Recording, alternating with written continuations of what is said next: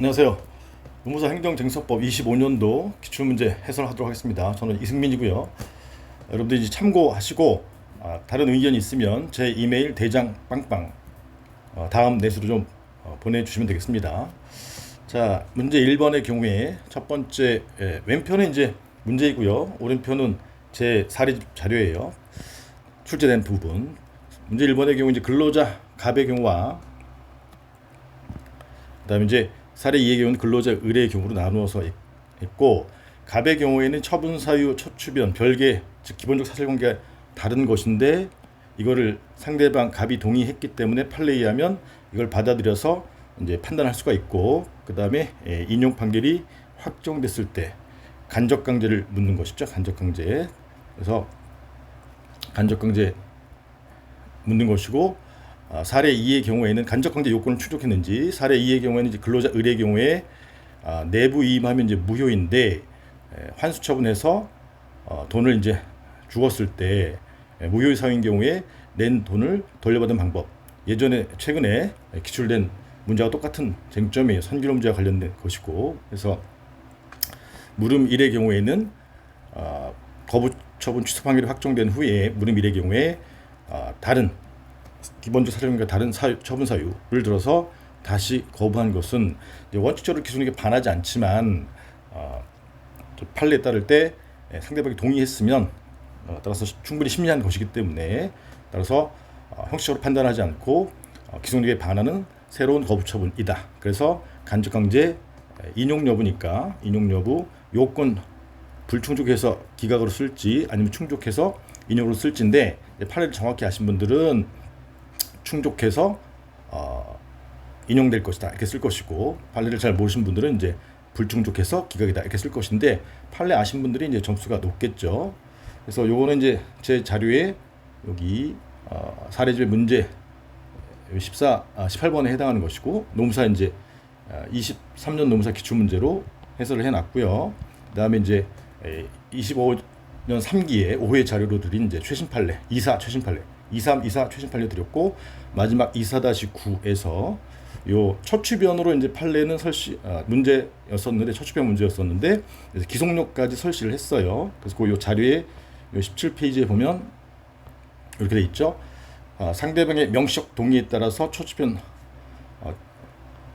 추가한 경우에 허용해서 판단하면 요 네 번째 줄에 그에 따라 취소하는 판결이 선고 확정된 경우에 변경된 제2 처분, 거부 처분 사유에 관한 법원의 판단에 대해서까지 취소 판결이 기속력에 미친다는 말은, 따라서 인용 판결이 확정된 다음에 다시 거부하면 기속력에 위반하는 무효이고, 이거는 이제 간접강제 요건을 갖춘 것이죠.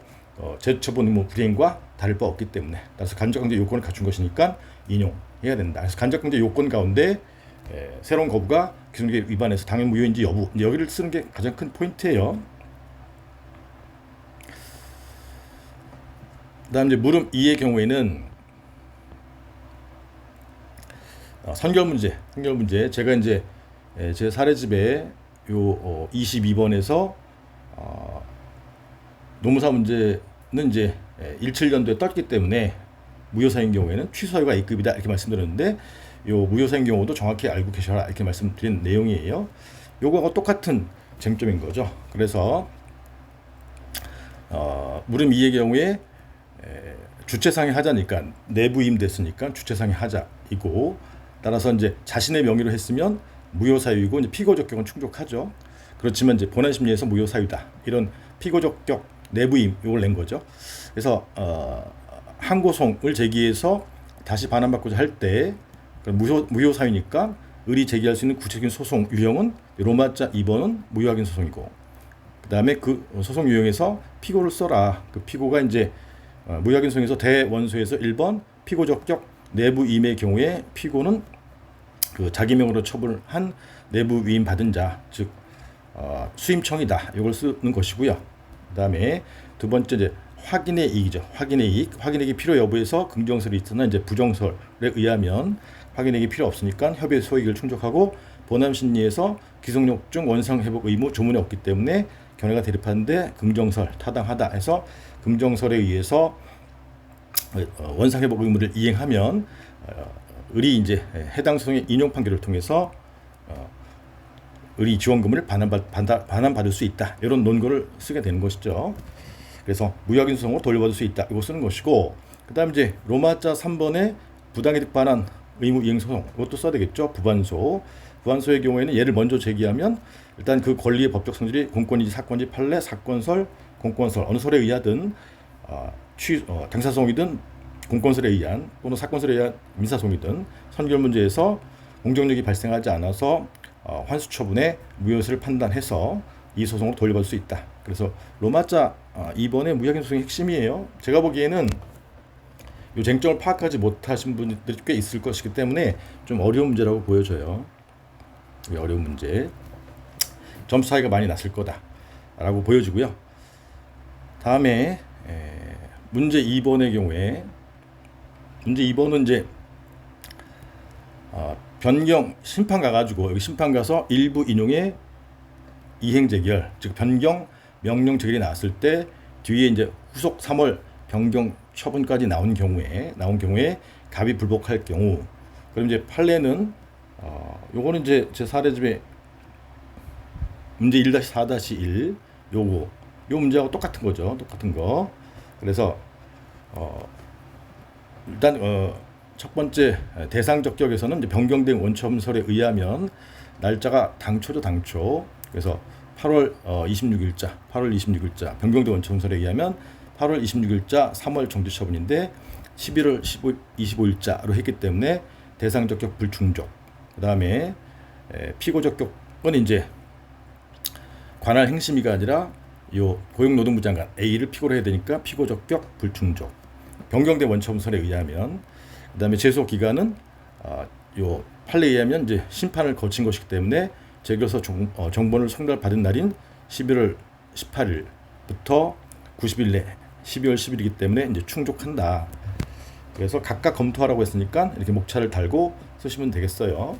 거기 일반론 간단하게 붙여주면 되고, 근데 이제 이렇게 되면 판례에 따르면 각하잖아요, 각하. 그래서 제 개인적인 사견은 갑을 구제해 주는 답안이 좋으니까 이럴 때는 이제 변경 처분서를 택하면 대상 적격 충족, 그다음에 관할 행심위를 피고로 한 부분이 피고 적격 불충족하네요. 그러면 요 변경 처분서를 택해도 구제가 안 되니까 판례대로 그대로 가시면 되겠습니다.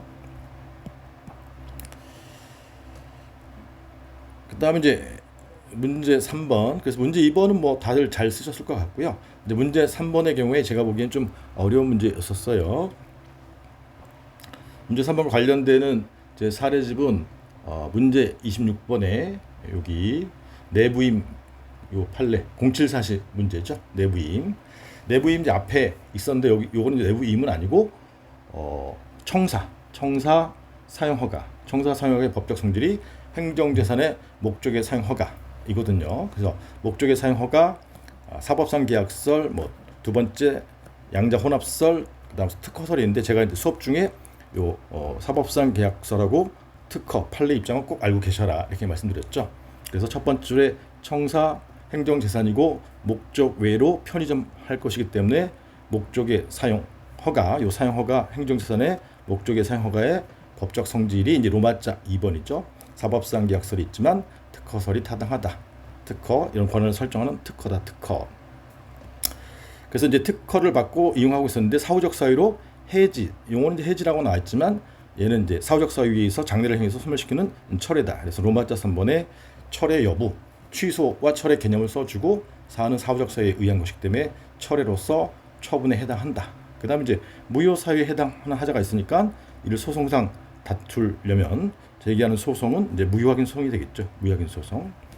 그래서 무효확인 소송을 제기해야 된다. 만약에 사법상 계약설이면 민사소송이지만, 그래서 사안의 해결 이렇게 쓰시면 되겠어요. 로마자 2번의 목자는 사용 허가의 법적 성질, 이게 제일 배점이 높은 것이고, 그다음에 로마자 3번의 목자는 취소인지 철회인지 여부, 이건 간단한 쟁점이고, 그다음에 무효 사유 인정되면 무효확인 소송이다. 근데 이제 가점을 받을 수 있는 부분은 로마자 2번 앞에 요게 이제 항고소송과 민사소송의 구별이니까 결국 공법관계와 사법관계 구별 실익과 기준, 제 교재에서는 이제 당사소송 파트 있잖아요.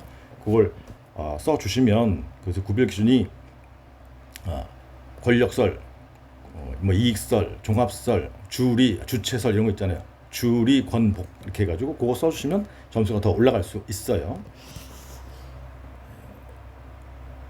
예, 그래서 이제 이렇게 해서 이제 제 교재에 이렇게 나왔다 이렇게 말씀드리고요. 하여튼 제가 뭐 특 A급으로 꼽은 문제보다 또 A급으로 꼽은 문제들이 나와서 그래도 좀 다행이라고 생각이 들고, 하여튼 열심히 공부하면 제 사례집만으로도 충분하다, 이게 충분히 입증됐고, 최신 판례 드리는 거 역시 A급이라고 뽑아 드린 것들을 열심히 봐야 된다 이렇게 하시면 노무사 행정쟁송은 대비하는데 전혀 문제가 없다, 이걸 꼭 아시고 저하고 같이 하신 분들은 고득점을 하셔서 합격하시기 바라겠고, 사후에 이제 처음으로 보신 분들은 저하고 같이 시작하셔서 쟁송에서 꼭 65점 이상의 고득점을 받으셔가지고 꼭 농사 시험에 내년 대비하시는 분은 꼭 합격하셨으면 좋겠습니다. 네, 감사합니다.